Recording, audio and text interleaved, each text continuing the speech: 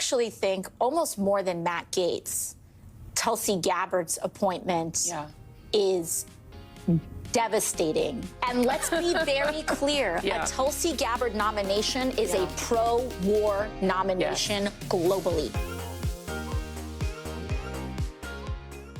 Alexandria Ocasio-Cortez is really having a time right now as she analyzes the results of the last election and then tries to pick apart the cabinet selections and the momentum for the new Trump administration. I want to start with her analysis of why Kamala Harris lost, because understand something. Alexandria Ocasio-Cortez is positioning herself right now to be, if not one of, the actual leading intellectual lights of the Democrats going forward. Think about that for a minute. And so in analyzing why Trump won, she came up with a fascinating observation that I want you to see here. I'm going to break that just so you know, because I know y'all like it when I play a video and then go back. I'm actually going to interrupt this pretty early on, and then we'll let it play out, okay? Because I want to make a quick observation first. And all of this debate that people are talking about with this woke thing, right? Yeah. Oh, my gosh. It's because we care about trans people, and that's why. And by the way, only Donald Trump cared about trans people because he was the one running $130 million worth of ads. The Harris campaign said nothing about this issue. You know what? I keep hearing that, and here's where I want to jump in real fast because I keep hearing it, and nobody ever pushes back on it. This whole thing is like, no, it was Trump and the conservatives who were obsessed with transgender stuff. Kamala Harris never mentioned it once. Well, of course she never mentioned it once because she knows how unpopular it is. Oh, it's not like they ran on this transgender agenda. They didn't have to run on the transgender agenda. They've been implementing the transgender agenda for the last 5+ years on their own. Everywhere they are in power, they've been pushing it on us. Trump was running on it. Republicans were running on it. Conservatives were caring about it because we're finally responding for the first time. Of course, Kamala Harris didn't mention it. They already have Rachel Levine and Sam Brinton in their cabinet. They've already been able to modify curriculums across the country through the power of the teachers union and through the Department of Education. They've already attempted to rewrite Title IX at the Justice Department to allow men to compete against women. Why should she run on it? They already did it. So it's such a disingenuous lie. Oh, it was Trump who was obsessed with this. We weren't obsessed with it. We never mentioned it once. Of course, you never mention the dirty little nasty nefarious things you try to do. You do it in secret and then act like we're the problem because we start to push back against it. So I just wanted to get that off my chest because I keep hearing this over and over and over again, and no one ever pushes back. So consider it pushed back upon. All right, now let's get back to Alexandria Ocasio-Cortez, shall we? That's right. And listen, the ads, it's not to even deny the fact that these ads were effective in certain areas. What I think people are paying too much attention to is the first half of that ad, which says Kamala Harris is, or that said, Kamala Harris is for they, them. Everyone's focusing on that. They're not focusing on the second half of that ad where he said, Donald Trump is for you. Yeah. And Democrats very often in their messaging, they speak and in terms and in concepts and not in the second person. I care about you. And political races are not about one candidate versus another candidate. Too often it gets pigeonholed like that. It is a race to convince a person about who cares about you more. Let me ask. She's right. I know she sounds like a 20-year-old up-talking vocal frying undergrad at some liberal arts college, but she's actually right. Probably the most effective part of that ad about Kamala Harris advocating for tax dollars to go to transgender surgeries for convicted felons. The most effective part was actually just that narrative and then using Kamala Harris in her own words saying, yeah, absolutely, we do that. The most effective part was the very end when they said Kamala Harris is for they, them, and Donald Trump is for you. She's right. And as long as Democrats are constantly dividing us and playing identity politics, and talking about all of the issues that they care most about that really doesn't resonate with us as individuals, with we, the people, with me, the person, the American who's just looking for solutions, they will continue to lose. The problem is they would have to shift their entire political paradigm to be able to accomplish that because they are not about the individuals. Democrats never have been about the individuals. In fact, they shame you and try to sanctimoniously lecture you if you care about your own individual life, your situation, your husband, your wife, and your children, and how you can best make your way through your workday, keep as much money as you can, and live the life and worship God the way you want to do it. You're the problem if that's what your priorities are. That's how they've gone to market with their politics. It's all collective. That's part of the deal when you're a Marxist.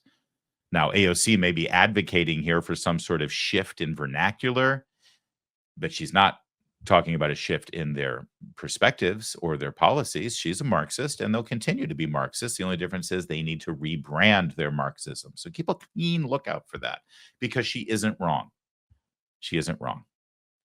She then went on to have a full frontal attack on Tulsi Gabbard, on Tulsi Gabbard's patriotism, her qualifications, and, well, her perspective on the world as a officer in the United States Army, a former congresswoman, and now the appointed director of national intelligence. Take a look at this. And we haven't even gotten to Tulsi Gabbard potentially having access to national security information. And Russia loves it, loves her. And I actually think almost more than Matt Gaetz, Tulsi Gabbard's appointment is devastating. And Tulsi Gabbard's nomination, as much as she says that she's an anti-war person, she's not. Yeah. She supports very pro-war individuals. Including abroad. in Syria. And let's be very clear. A Tulsi Gabbard nomination is a pro-war nomination globally. Point blank, period. As is Donald Trump as president of the United States. That is fascinating, considering of the two candidates, there was only one who was running on continuing multiple wars around the globe, and one of them who actually campaigned and promised to end the current conflicts around the world. In fact, there's only one of them who, as president, didn't have any major conflicts or recommit American troops to major conflicts around the world. And you know, of course, who that candidate was and who the other candidate was. What is fascinating about this, as a member of the media who works for, yes, corporations, publicly held corporations, in fact, two of them, one that owns my radio station for my radio show and one that owns Town Hall, we have to be rather judicious with the language that we use when we bring our views to market. We're allowed to express our opinions, but we're also not allowed to slander or defame people with lies. You need to be able to back up the things that you say. Otherwise, you're kind of exposing yourself and your company to a major lawsuit. And we just keep seeing the same thing over and over and over again, whether it's the slanders against Matt Gaetz that we talked about yesterday, saying that in some way he's a pedophile, when literally the Justice Department investigated some allegations that they dropped, right, and didn't pursue, or this allegation that Tulsi Gabbard is in some way a Russian agent, that Tulsi Gabbard is operating on behalf of Vladimir Putin, that Tulsi Gabbard is in some way operating to increase armed conflicts around the world, especially in Russia and in Syria. How do they continue to say these things without actually showing any evidence? They say it all the time, but if you notice, they never say, here's why we say that. We know that Tulsi Gabbard is in the back pocket of Vladimir Putin because of A, B, and C. You see, that's what I do on this show. Whenever I say something that you might say, wow, I didn't know that, I always lay it out and explain it to you. Why don't they ever do that? It's just conventional wisdom. We all know it's true. And I've got another example of that, a remarkable one. This guy, John Brennan, the guy on the left, who basically looks like he's a supervillain in a DC comic strip. He used to be the director of the CIA. He's already been caught in lie after lie after lie. He knew about and was encouraging of the investigation into Donald Trump. In fact, John Brennan, as CIA director in July of 2016, briefed then President Barack Obama about the Russian dossier that is being floated around. He knew at that time that it was a piece of campaign opposition research paid for by Hillary Clinton.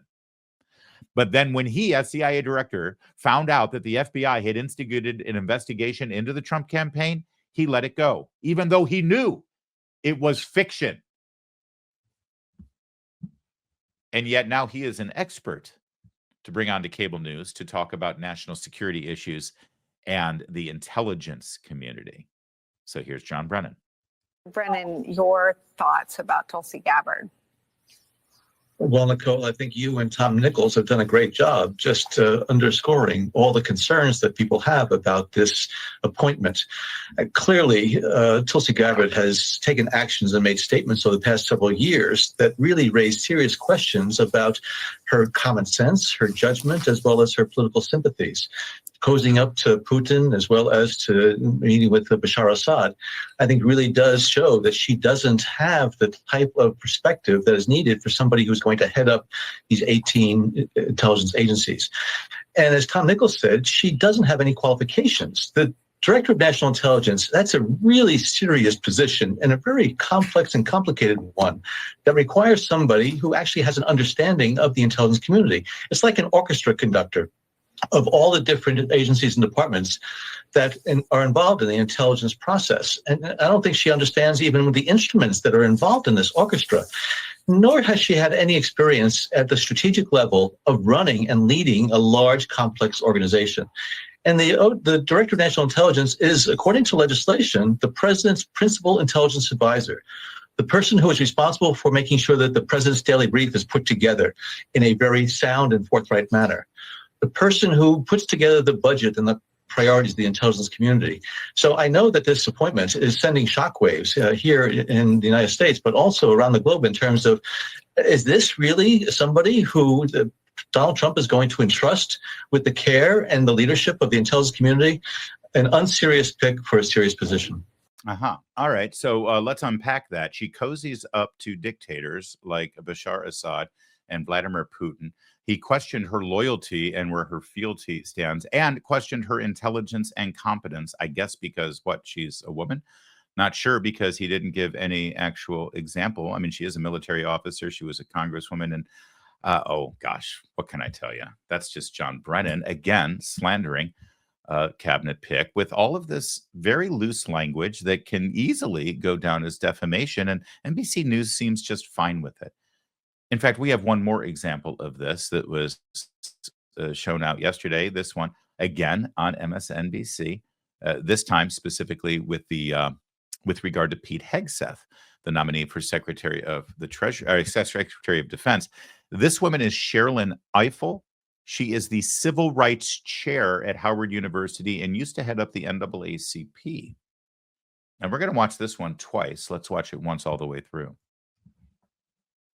Add the Secretary of Defense nominee, Peter Hegseth, the Fox News commentator as well, because this is someone who, weekend host, important distinction.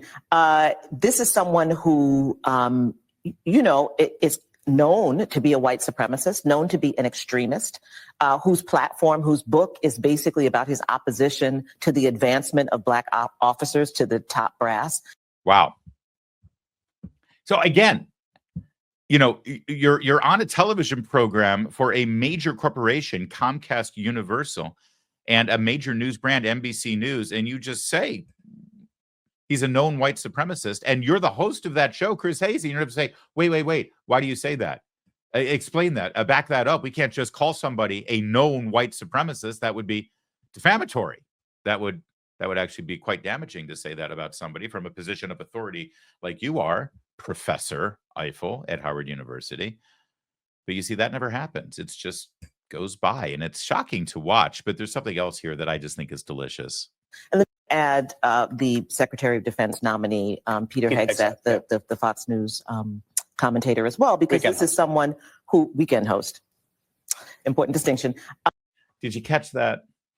She calls Pete Hegseth a Fox News commentator, and Chris Hayes is quick to interrupt her. See, there he wants to correct her. See, later when she calls him a white supremacist, he just lets it go without any sort of correction or interjection or qualification. But she called him a Fox News commentator, and that he had to clarify, that he had to correct. He jumped in immediately and said, weekend host. And she says, weekend host. Important clarification. Why? Because it's meant to diminish him. He's not a Fox News analyst.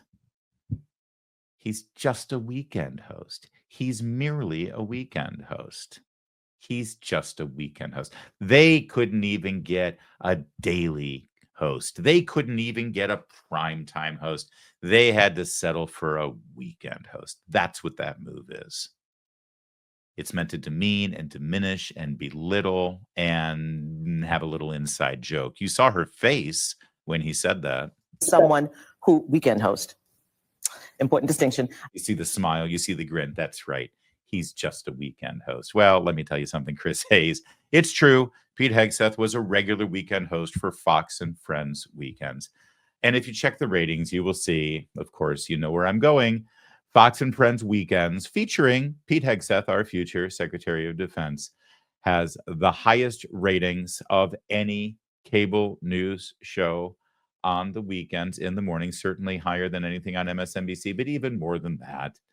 The ratings for Fox and Friends weekend with Pete Hegseth, weekend host, far surpasses the nightly primetime Monday through Friday ratings that little dimwit Chris Hayes gets on MSNBC, or any of his colleagues get, for that matter, on MSNBC. Let me just tell you something, Chris. If we're really trying to measure things, which it appears that's what you're doing, I assure you, Pete's is bigger, even on the weekend. Now we can get to work, finally get done with some of the major issues the country is facing. And one of the most significant, of course, is our national debt. But the fact is, the nation is broke. You know it. We all know it. And the debt is a house of cards. It can't quickly be dismantled. The strategy still remains the same for us in our personal lives. You got to diversify your savings. Many things are out of our control. You could argue even out of the president's control. It's important to have a safe haven for your savings. Birch Gold Group can help you do that. They can help you convert an IRA or 401k into an IRA in physical gold. And the best news about all of this is it doesn't cost you 1 penny out of pocket. Text my name, Larry, to 989898. Get your free info kit on gold. And we got a special offer right now through Black Friday. You'll receive a free 1-ounce silver eagle for every $5,000 purchased at Birch Gold. Diversify your savings with Birch Gold. Text my name, Larry, Larry, to 989898 and claim your eligibility for free silver today.